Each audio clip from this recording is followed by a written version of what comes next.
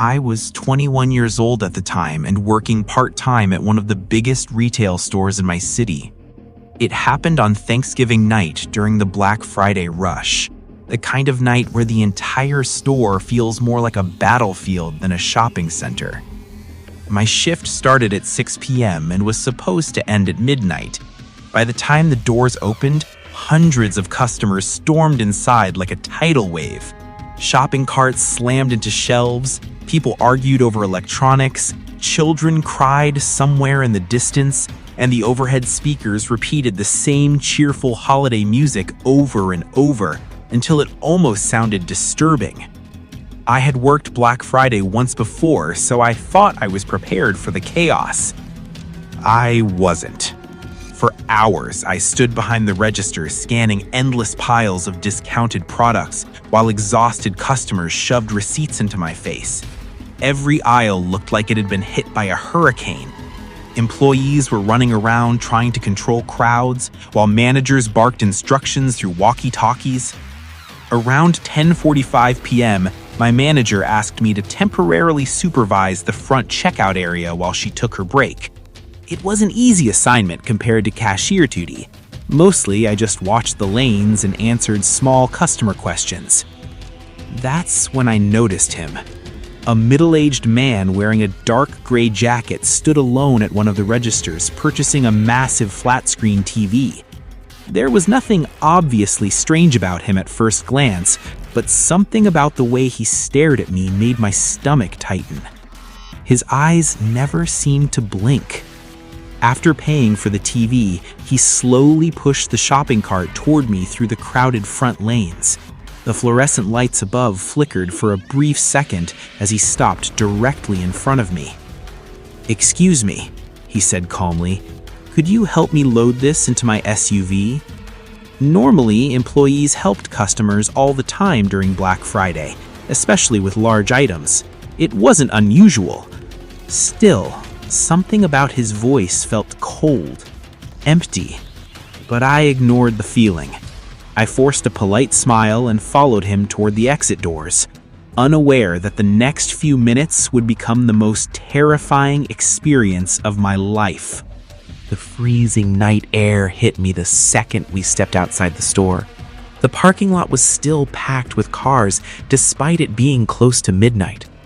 Headlights moved through the darkness like drifting ghosts, while distant shopping carts rattled across the pavement. The man walked several rows ahead of me without saying much. I noticed something strange almost immediately. He had parked extremely far away from the entrance, nearly at the edge of the lot where the lights barely reached. Most customers fought for spots closer to the store. He had chosen isolation. I tightened my grip on the shopping cart as we continued walking deeper into the darker side of the parking lot.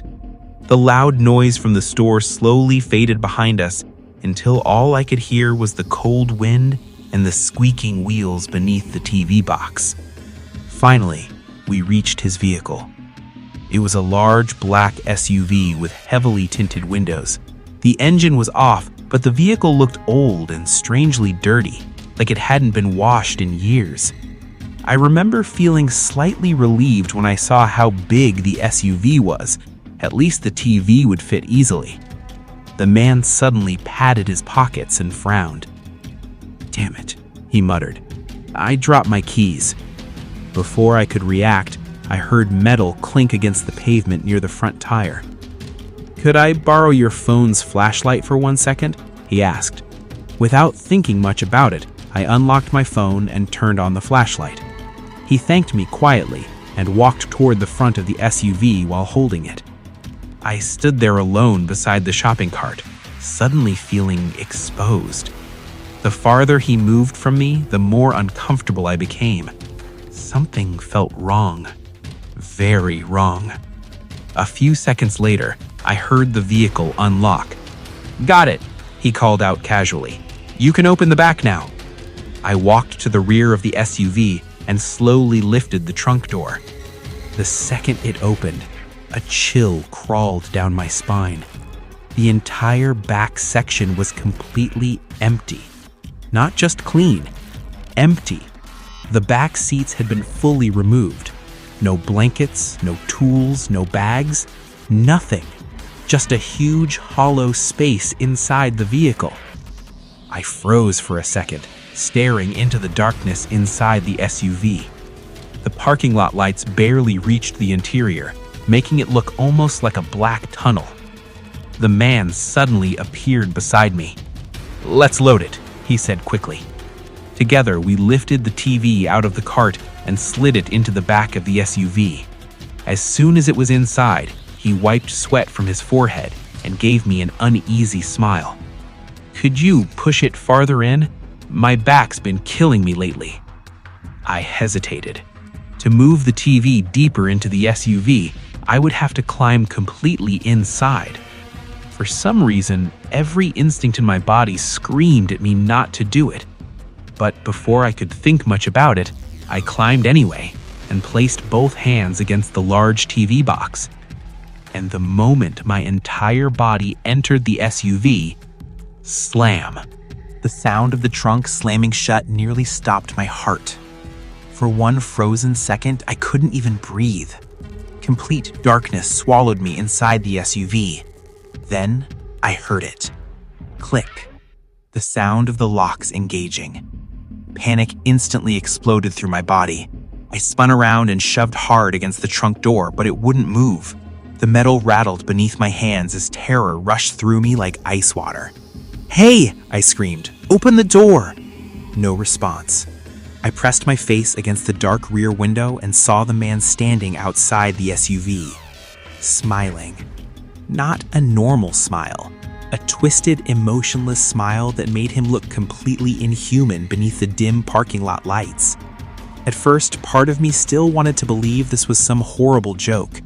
But then, he slowly walked toward the driver's side door. That's when reality finally hit me. This man was kidnapping me. My breathing became frantic as I searched desperately around the inside of the SUV. There was a divider behind the front seats, blocking access to the driver's area. Even if I managed to squeeze through somehow, the doors were locked electronically. The engine roared to life.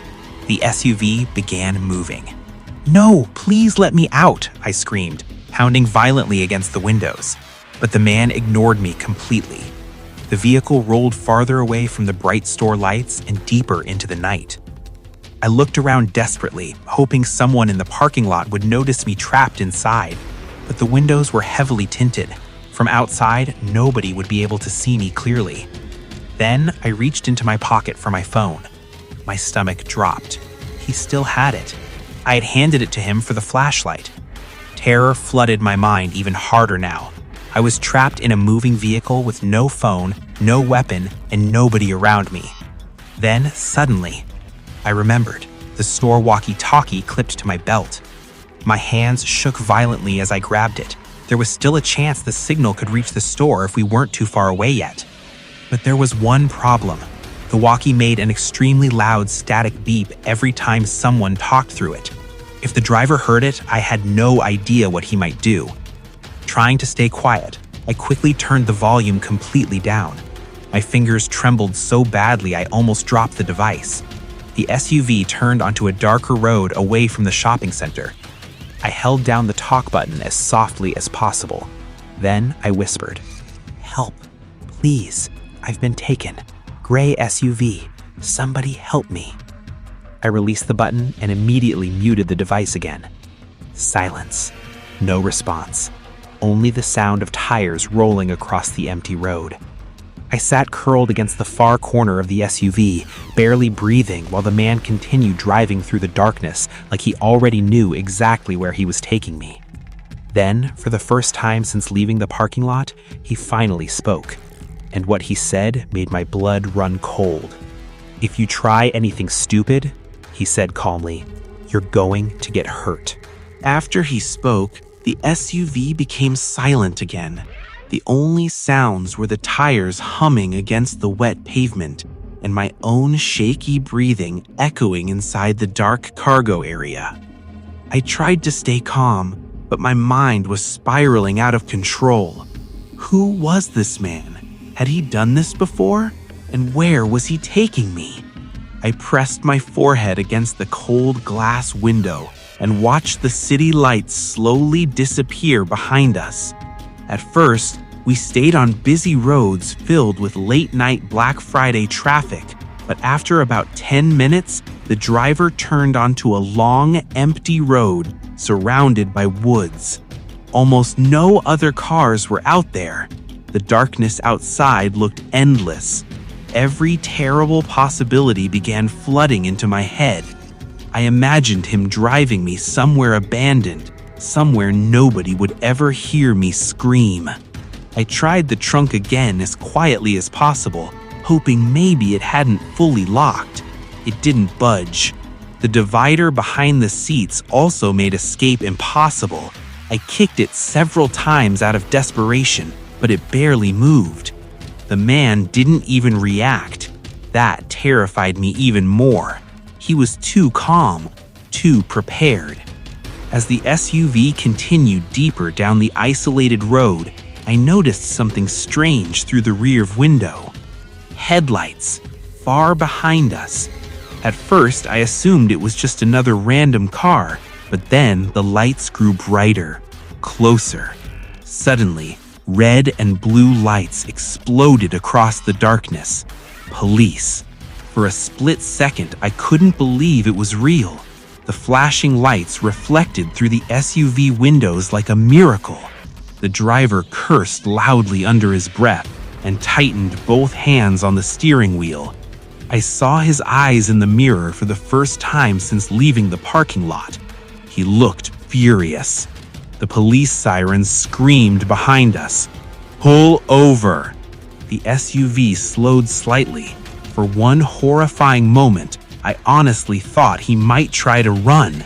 Instead, he slammed his fist against the steering wheel and violently pulled the SUV onto the side of the road. The vehicle stopped. Everything went silent. I heard a police car door open outside, then another. Flashlights swept across the SUV windows. "Driver, step out of the vehicle now." The man sat still for a few seconds, then slowly opened his door. The second he stepped outside, I started screaming as loudly as I could. "I'm in here! Please help me!" Within moments, officers rushed toward the back of the SUV. I heard footsteps pounding beside me before the trunk finally unlocked. Cold night air rushed inside as the door lifted open, and for the first time in nearly 20 minutes, I was free. The second the trunk opened, I practically fell out of the SUV. One of the officers caught me before I hit the ground, while another immediately pulled the driver toward the police car. My entire body was shaking so badly that I could barely stand. I remember looking around at the empty roadside, realizing how isolated we actually were. If the police hadn't stopped him when they did, I honestly don't know what would have happened to me. An officer wrapped a blanket around my shoulders and kept asking if I was hurt, but I could barely answer. I was still trying to process everything that had happened. Meanwhile, the man suddenly stopped cooperating. He started yelling at the officers, claiming I was overreacting and that he had only been trying to scare me as a joke. But the look in his eyes told a completely different story. There was nothing playful about him, nothing normal. One officer searched the SUV, while another questioned me about how I ended up inside the vehicle. When I explained everything, the TV, the parking lot, the flashlight, the locked trunk, the officers immediately became much more serious. Then one of them found something in the front seat. My phone. The same phone I had handed him earlier. The officer gave it back to me carefully and asked how the police had known to stop the SUV so quickly. That's when I remembered the walkie-talkie. Back at the store, one of my coworkers had heard my whispered message come through the radio. At first, they thought it might have been a prank because the signal was filled with static, but thankfully my manager recognized my voice. They called 911 immediately and gave police the vehicle description before the SUV got too far away. That tiny decision to use the walkie-talkie probably saved my life. After giving my statement, the police drove me back to the store. By then, most of the employees already knew something terrible had happened. A few of them were crying when I walked back inside. I ended up taking 2 weeks off work after the incident. For months afterward, I couldn't walk through parking lots alone without feeling paranoid. Even now, whenever somebody asks me to help loading something into their vehicle, I instantly remember that night. And the truth is, the scariest part wasn't being trapped in the back of that SUV. It was realizing how easily I trusted a complete stranger simply because he looked normal. Sometimes the most dangerous people don't look dangerous at all. They smile politely, they speak calmly, and they wait for the perfect moment to lock the door behind you. Black Friday shopping had always been a tradition for me and my best friend, Rachel. Every year, we planned our entire Thanksgiving night around it. We'd grab coffee, make a list of deals, and spend hours driving from store to store while the entire city stayed awake hunting for discounts. But 2 years ago, that tradition almost turned into a nightmare. That year, our first stop was one of the largest department stores in town. We arrived around 11:30 p.m. and immediately saw hundreds of people crowding outside the entrance. The atmosphere already felt chaotic before the doors even opened. People were wrapped in blankets from the cold, arguing over sale ads, drinking energy drinks and shoving shopping carts toward the front of the line. Store employees stood nervously near the entrance, preparing for the rush. The second the doors unlocked, the crowd exploded forward. People practically sprinted inside. Rachel and I got pushed through the entrance along with everyone else. The store instantly became a madhouse. Shopping carts crashed into each other, children screamed, employees shouted over walkie-talkies, while customers fought over discounted electronics like animals fighting for food. The bright fluorescent lights mixed with the constant noise created an almost unreal atmosphere. It felt less like shopping and more like surviving. As we moved through the electronics section, we noticed multiple arguments breaking out around us. One man was screaming because somebody had grabbed the last gaming console from his cart. Nearby, 2 women were yelling at each other over a television. Then, out of nowhere, somebody wearing a clown mask walked past us. At first, I barely paid attention. Black Friday always attracted weird people. But there was something deeply unsettling about this mask. It wasn't colorful or funny like a circus clown. It was pale white with dark, hollow eyes and a stretched smile that looked almost human. The mask itself looked old and dirty, like it had been dragged through mud. The man wearing it stopped about 15 feet away from us, near a display of headphones, and just stared directly at us. I shifted slightly to the left. His head slowly turned with me. Rachel noticed it too. "Okay, that's creepy," she whispered. We tried ignoring him and continued shopping, pretending not to notice. But every few minutes, whenever we glanced around the crowded store, the clown-masked man was still there somewhere nearby, watching us.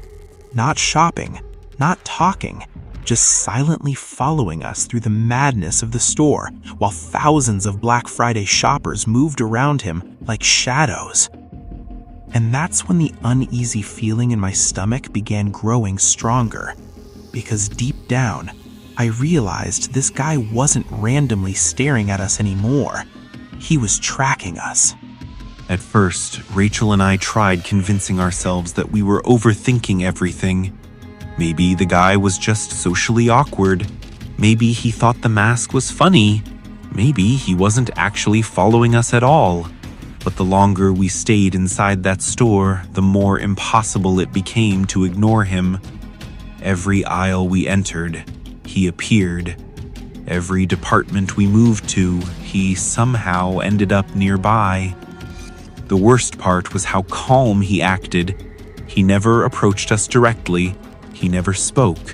He simply stood there, motionless beneath the bright store lights, staring through those hollow black eye holes in the mask. It felt wrong, deeply wrong. Rachel grabbed my arm tightly as we stopped near the fitness electronics section where discounted smartwatches and fitness trackers were being sold. "He's still here," she whispered nervously. I turned slightly and immediately saw him standing near a display of phone chargers, watching us again. This time there were fewer people between us and him. I could clearly see the details of the mask now: cracked paint around the mouth, dirt stains near the forehead, and fake teeth stretched into a disturbing smile. The mask almost looked realistic, like somebody's frozen face. Trying not to panic, we quickly grabbed the fitness trackers we came for and moved toward another section of the store. The crowd around us remained loud and chaotic, but somehow the clown-masked man never lost sight of us. No matter where we went, he followed. Finally, Rachel stopped walking. "Okay, I'm done," she muttered. "This dude is seriously freaking me out." I agreed. At that point, I decided to confront him. I walked directly toward the masked man while Rachel stayed behind me. As I got closer, I noticed something strange about him. Despite the packed store and warm temperature inside, he was trembling slightly beneath his gray hoodie, almost nervous. When I stopped a few feet away, I crossed my arms and said firmly, "Why are you following us?" For several seconds, he didn't answer. He just stood there, staring at me silently through the mask. Then, something unexpected happened. He suddenly stepped backward, like he was scared of me. The movement caught me completely off guard. I took another step closer. "If you keep following us, I'm getting security," I warned him. The clown man jerked backward again, before quickly turning away and disappearing behind another aisle. Rachel immediately walked beside me. "What the hell was that?" she asked. "I don't know," I admitted. But even though he walked away, the feeling of danger didn't disappear. If anything, it got worse. Because now I had the terrifying feeling that the masked man wasn't acting alone. And somewhere inside that overcrowded store, someone else might have been watching us too. We tried to shake off what just happened, but neither of us could stop looking over our shoulders. The clown-masked man had disappeared, yet the store suddenly felt heavier, like the air itself had changed. The loud noise around us didn't feel festive anymore. It felt suffocating. Rachel kept whispering that we should just leave, but I wanted to finish picking up the deals we came for. That was a mistake I still think about.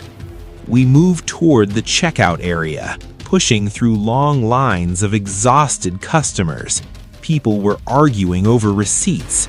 Kids were crying. Carts were blocking aisles. Everything was chaos.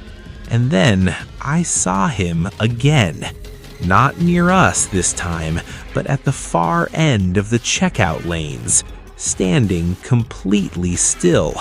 The clown mask. He wasn't walking anymore. He wasn't pretending to shop.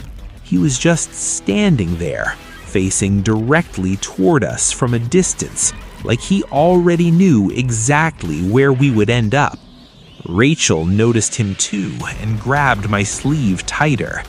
"Tell me that's not him," she said quietly. But it was. What made it worse was that now there seemed to be a pattern. Every time we moved, he appeared ahead of us, never behind, never beside, always positioned like he was predicting our path. We finally joined a checkout line that was already extremely long. It took forever just to inch forward. The store was so crowded that security guards barely paid attention to anything happening around them. That's when I saw something that made my stomach drop. Another clown mask. This one wasn't the same. It was different, slightly darker, with sharper painted teeth and more exaggerated eyes. The second figure stood near the exit doors, not moving, just watching. I leaned toward Rachel. "Do you see that too?" She nodded slowly. "Yeah, there's more than one." My heart started pounding harder. We weren't being followed by a single strange person. We were being watched by multiple people wearing clown masks. And the worst part? No one else seemed to care. People were walking right past them like they didn't even exist. The checkout line finally moved forward. We got closer to paying, but I couldn't focus anymore. My eyes kept drifting back toward the exit area. Both clown figures were still there, perfectly still, waiting. And that's when I realized something even more disturbing. They weren't randomly standing around. They were blocking the exits. By the time we reached the front of the checkout line, my hands were shaking. The store felt different now, like the chaos had a hidden structure underneath it that I hadn't noticed before. People were still shouting, carts were still crashing, but my attention was locked on the exits. Both clown-masked figures were still there, unmoving. Rachel leaned closer to me. "We just pay and leave fast, okay? Don't look at them." I nodded, but my eyes kept drifting back anyway. The cashiers started scanning our items slowly, completely unaware of what was going on around us. Every second felt stretched, like time itself was dragging on purpose. And then, the lights near the exit flickered. Just once. That was enough to make my entire body tense. When I looked again, one of the clown figures had moved slightly closer to the doorway. Not fast, not obvious, just a small repositioning, like they were adjusting their trap. Rachel noticed my expression. "What now?" I didn't answer right away. I was scanning the crowd, trying to find any security guard nearby, but it was useless. The store was too crowded, too loud, too distracted. Finally, we paid for our items. "Let's go," I said immediately. We grabbed our bags and started walking toward the exit. That's when it happened. The second we left the checkout area, both clown figures moved at the same time. Not toward us directly, but to positions that flanked the exit doors, like they were guiding us into a narrow path. Rachel stopped walking. No, I don't like this." "Just keep moving," I said, even though my voice didn't sound confident anymore. We got closer to the doors, and then I saw something that made my stomach drop completely. Outside the glass doors, there was a dark SUV parked directly in front of the entrance, engine running, windows tinted, and inside it, I could barely make out movement. Rachel grabbed my arm so hard it hurt. "That wasn't there before?" I nodded slowly. The clown figures inside the store didn't move anymore. They were waiting, like they knew exactly what would happen next. We were about to step outside, and I had no idea if that was the right choice anymore. We stood just a few feet away from the exit doors, frozen. The automatic glass panels kept sliding open and shut as customers rushed in and out, completely unaware of the tension building right behind them. The dark SUV outside was still there, engine running, waiting. Rachel whispered, "We should go back, right now." But turning back didn't feel like an option anymore. The clown figures inside the store had subtly shifted again, now positioned so that either direction we moved would keep us visible to them. It felt like a net closing in. I took a slow breath. We walked together. Don't stop. Don't look at them. Rachel nodded, terrified. We stepped forward. The doors opened.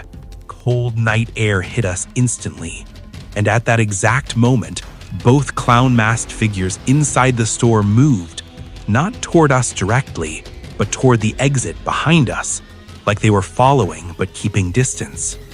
Rachel and I rushed outside. The parking lot felt even darker than before. The bright store lights behind us made everything outside look like a shadow world. And then I saw the SUV clearly. 3 figures inside now, all wearing clown masks, different designs, same disturbing vibe. The driver turned his head slightly toward us, watching, waiting. Rachel pulled me toward our car. Go, go, go! We ran. Behind us, I heard footsteps, but I couldn't tell how many people were following. I didn't dare look back. We reached our car, jumped inside, and locked the doors instantly. Rachel started the engine with shaking hands. And that's when the SUV moved. Slowly, directly behind us, blocking our exit. For a moment, everything felt silent except my heartbeat. Then, out of nowhere, a police car pulled into the lot. Sirens flashed across the storefront. The SUV immediately stopped. The clown figures inside it didn't move at first, but then the driver suddenly reversed hard and sped toward the far end of the parking lot. At the same time, the 2 clown figures near the store entrance turned and disappeared into the crowd inside, without a trace. Just like that. Gone. The police officer drove closer to us and asked if everything was okay.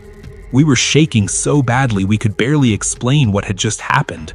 But when we pointed toward the SUV, it was already gone. No trace, no plates visible, nothing.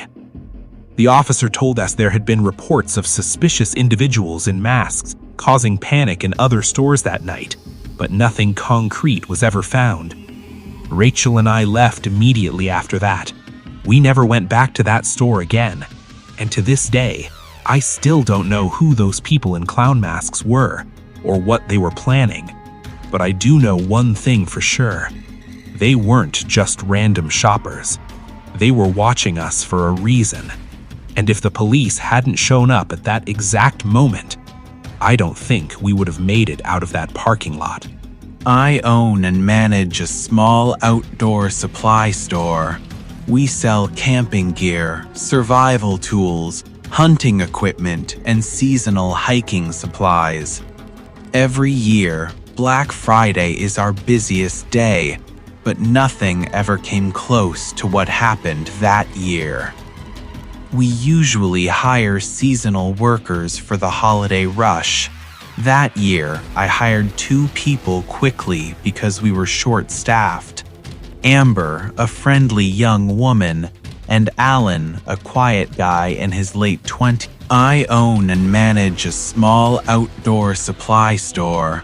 We sell camping gear, survival tools, hunting equipment, and seasonal hiking supplies. Every year, Black Friday is our busiest day, but nothing ever came close to what happened that year. We usually hire seasonal workers for the holiday rush.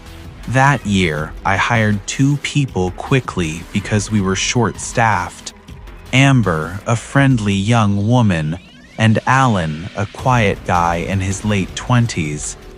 Amber was energetic and easy to talk to. Alan, on the other hand, was different. He barely spoke. He followed instructions perfectly, but there was something distant about him, like he was always thinking about something else. At first, I ignored it. As long as he worked properly, I didn't care. Black Friday started at 6 a.m., and the store was immediately packed. Customers flooded in non-stop. Lines formed at both registers within minutes.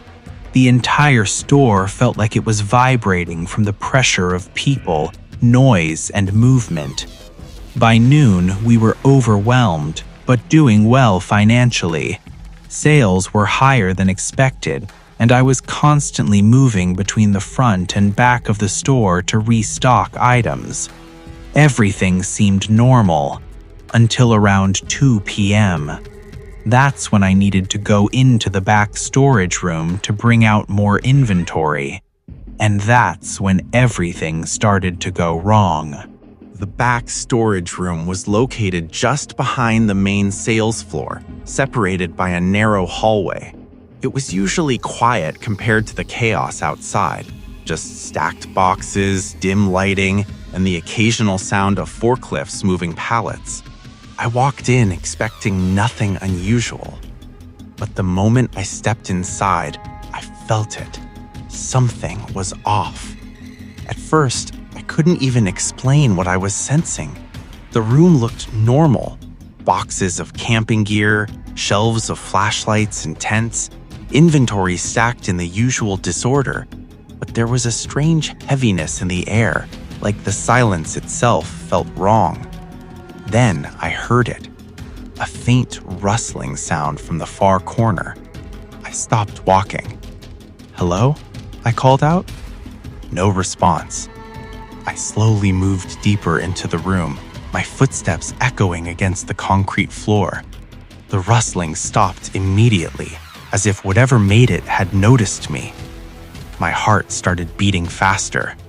We had no scheduled deliveries, and none of my employees were supposed to be back here. Another step. Then I saw movement again, this time behind stacked boxes near the emergency exit door. I tightened my grip on my keys. "Who's there?" I asked again, louder this time. Silence. For a moment, I convinced myself it was just my imagination. Maybe a loose box, maybe rats. But then, I heard footsteps. Not random movement. Careful, controlled footsteps. From the shadows, 4 figures slowly began to emerge, all dressed in dark clothing, all wearing ski masks, and each of them was holding empty cardboard boxes like they belonged there. For a second, my brain refused to process what I was seeing. Then, one of them turned his head toward me, and I realized this wasn't a coincidence. I had walked straight into a robbery in progress, inside my own store.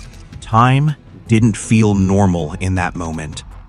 Everything slowed down as my brain tried to process what I was seeing. 4 masked men standing in my storage room holding boxes like they already knew exactly where everything valuable was. One of them immediately pointed at me. "Don't move," he said sharply. His voice was low, controlled, and completely calm, like he had practiced the situation before. I froze. I was only about 10 feet away from them, and I knew instantly that running wouldn't help.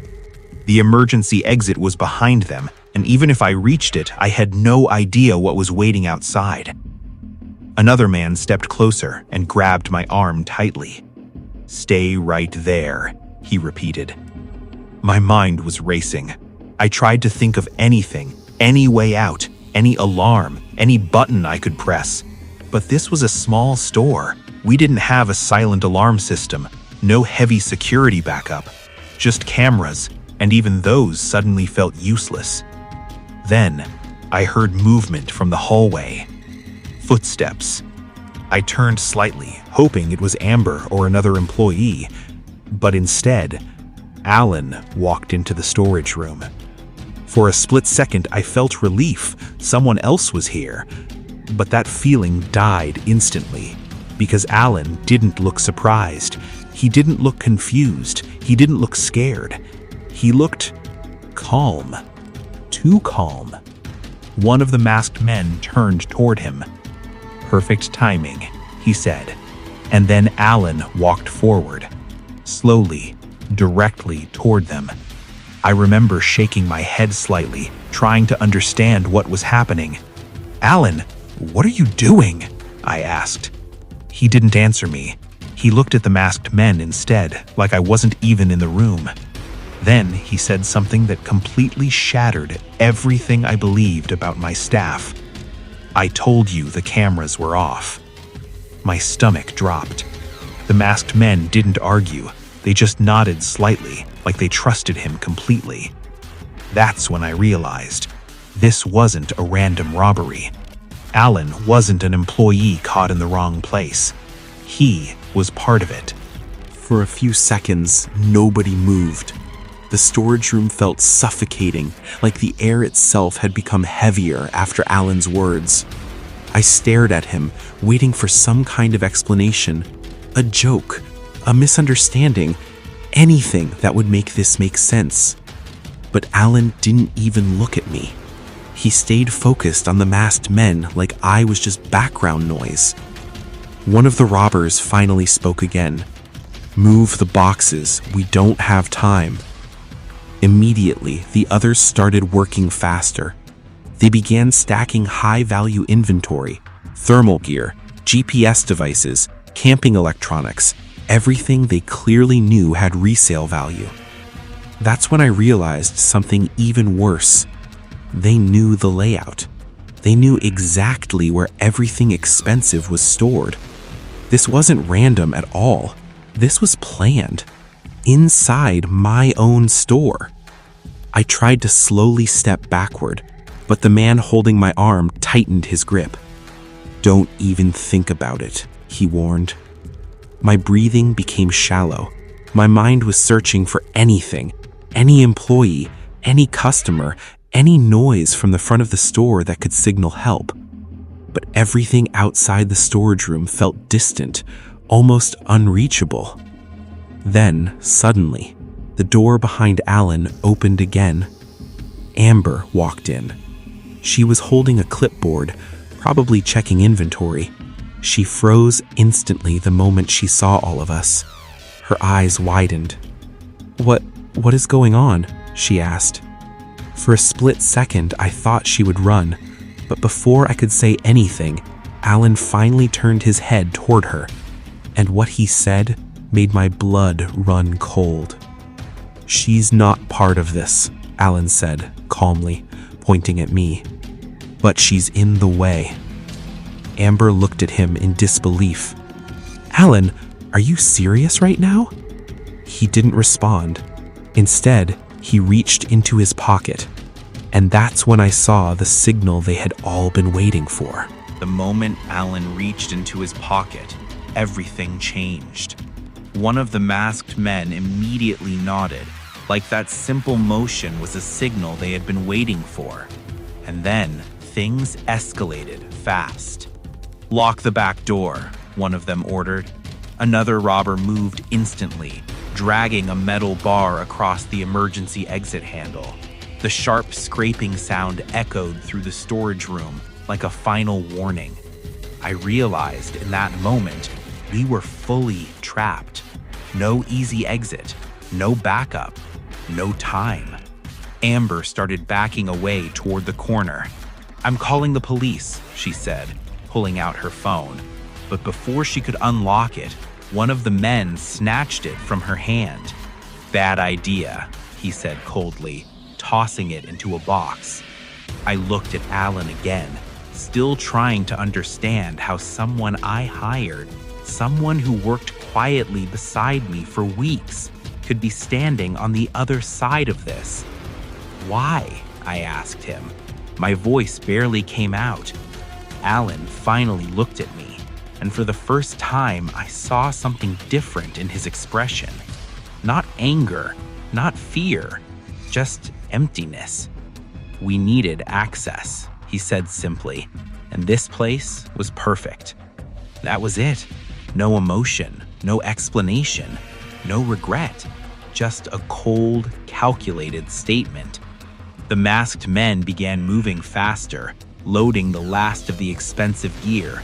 It was clear they were finishing up, like this entire thing had a schedule.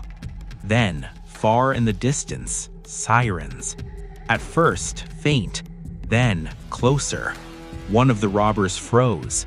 Police? Alan tilted his head slightly, listening. "That's earlier than expected," he muttered. That's when everything shifted. Panic hit them for the first time.